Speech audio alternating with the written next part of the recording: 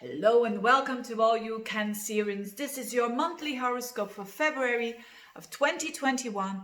What's going on in the sky? Well, there are two things that I want to talk about. First of all, the Mercury retrograde in Aquarius and a whole bunch of planets in Aquarius. What does that mean for the typical Cancerian? And then we're going to have a look at what Saturn square Uranus means, because let's start with that. Saturn clashes with Uranus for the first time out of 3 times that this is going to happen in 2021. The other time will be June and December. So now around and about the 17th of February, you're going to have what we call a clash between the old and the new. Saturn is the old, it's structure, it's discipline, and Uranus is energy that is all about, I want to get out of a rut. I want to do something new. I've had it. I want my freedom back. That is the clash that we all are going to feel. Now, but for you in particular, it happens in not the biggest key areas of your life. So this is a lot more important for fixed signs. And you're not a fixed sign. You're a cardinal sign. So, but in what kind of areas of life is this happening? You know, this clash between I want something totally new, but I also resist it.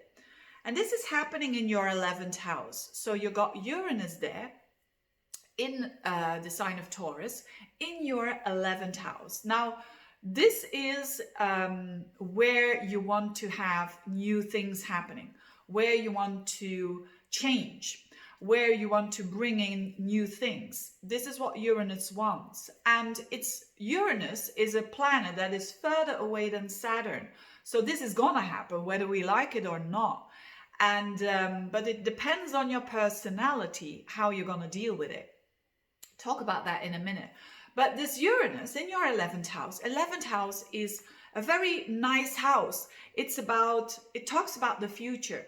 It's a future-oriented house. It's the house of your goals, your wishes, your dreams, your hopes, your friends, your connections that you have. You know, all that good stuff. That is the 11th house. And Uranus is there wanting really new things there. So, of course, you could say it's the beginning of the year and a lot of people will have that, you know, thinking about what am I going to do this year and so on. But the 11th house is long planning, right? It's not just what am I going to do the next 3 months. It's about what am I going to do the next 5 years, for instance. So a lot of energy is there and a lot of exciting energy is there. So it's a good thing when you're feeling that. When you're feeling that, this is good. It means that Uranus wants to break you a bit more free of the situation that you are in now. So having new objectives and having new goals for the future. It's also financial house if you have your own business.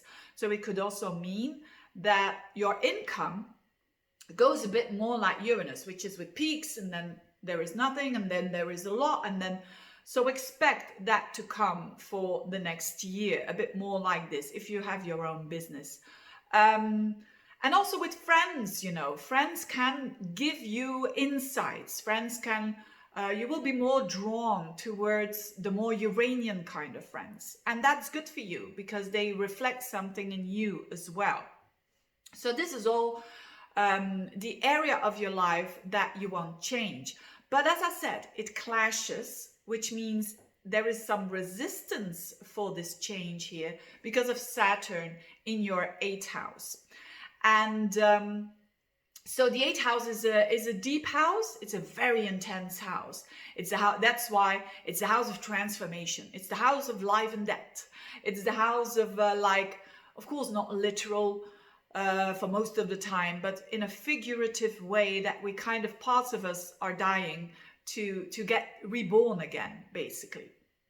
But in big chunks, to talk in big chunks about the 8th house, it's about resources. It's about money.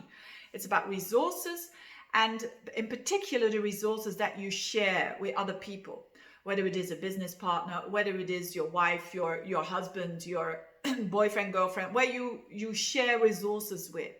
So there is a challenge, basically.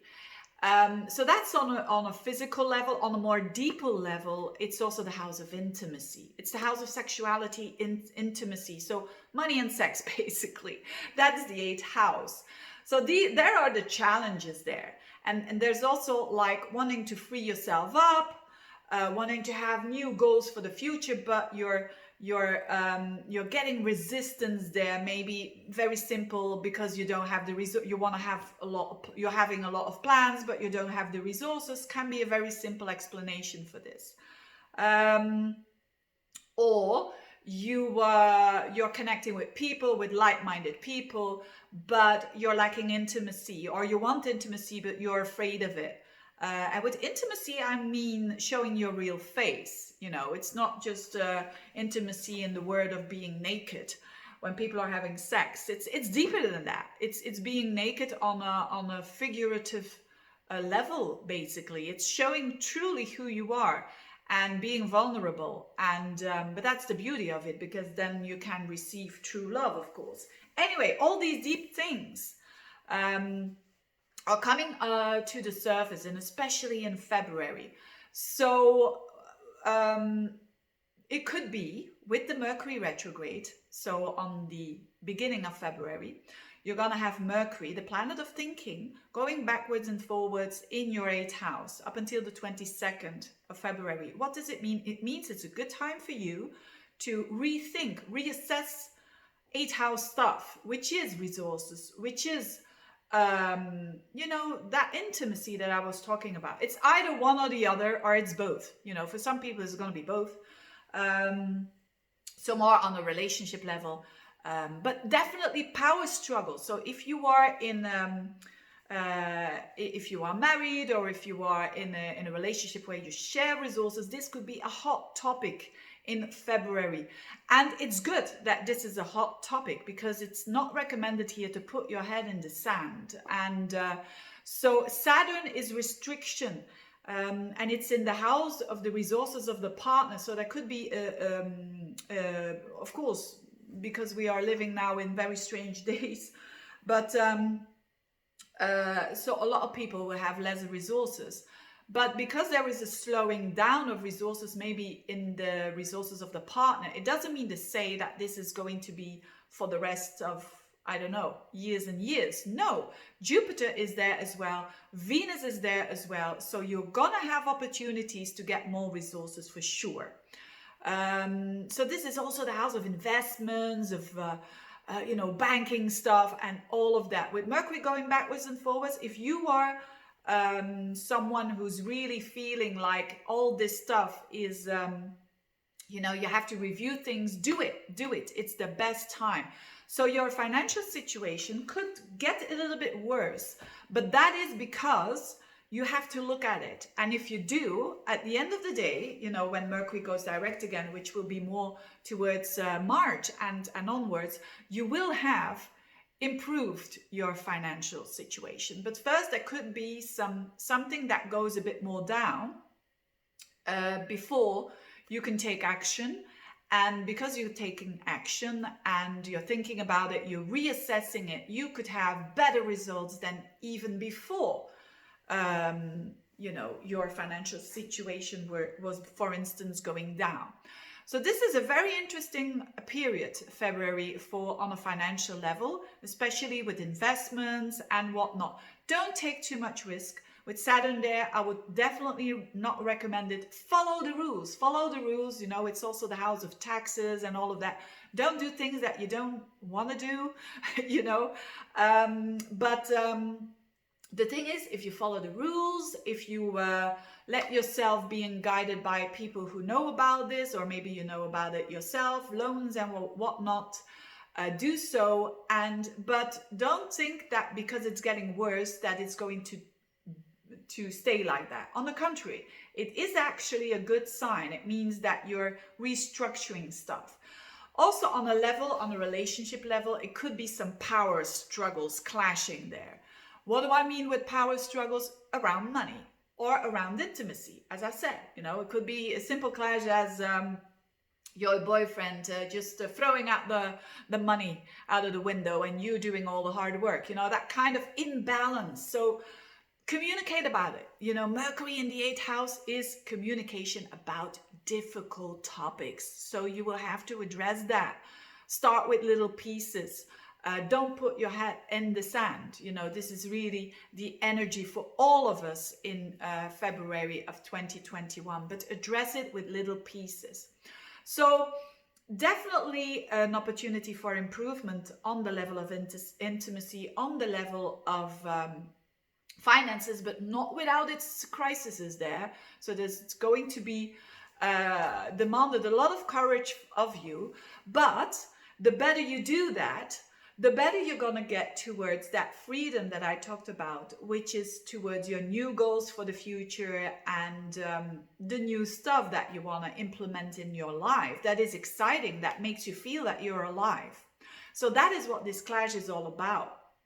And you can have two types of Cancerians. I know it's very simple here, but two types of Cancerians. If you are the Cancerian that is a bit afraid of change, that is not really an active person, then you will choose for the Saturn energy, and you will just push away the Uranian energy. I recommend you not to do that. I recommend you to be open to people who are a bit different than you, and to objectives and new things for the future, but do it in little steps. On the other hand, if you are the go-getter type, if you are a very active person, I would say slow down a little bit. Don't overinvest or don't go too fast. Just slow down a bit, do something, and then see what happens, so that you get in line with the universe. Listen to the universe. Listen to what happens. So for people who are a bit of a go-getter mentality, I would say hold your horses a little bit. And for people who are really about, oh yeah, I'm not going to do anything, I would say just do a little step.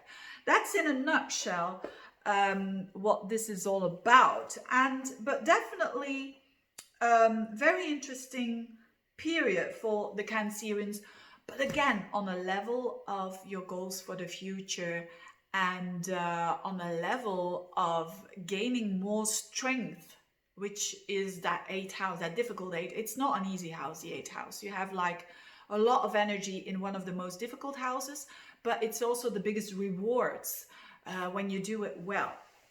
Now, having said that, I wish you all the best, dear Cancerians. Thank you for listening, and see you next month. Bye-bye.